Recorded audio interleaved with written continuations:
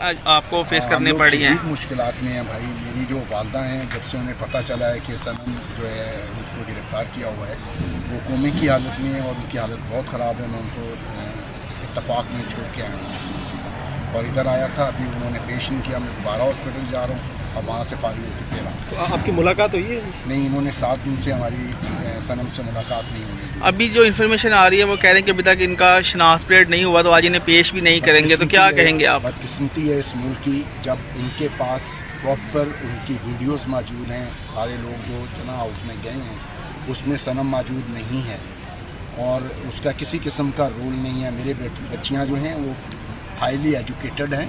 ہم political family ہیں.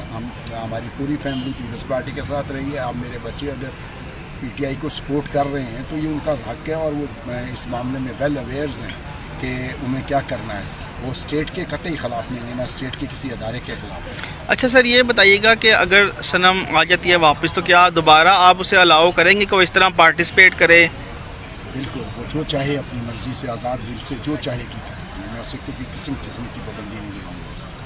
سر آپ کے حوصلے ابھی تک بلند ہے. سنم سے بھی جب اس دن بات ہوئی سنم کا حوصلہ بلند ہے, لیکن ایک ڈر ایک خوف ہے کیونکہ اس کی بچیاں آپ کے ہاتھ میں ہیں.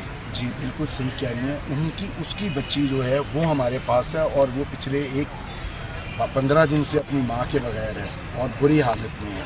ہمیں ایکچولی سنم سے زیادہ اس کے بچوں کی فکر ہے.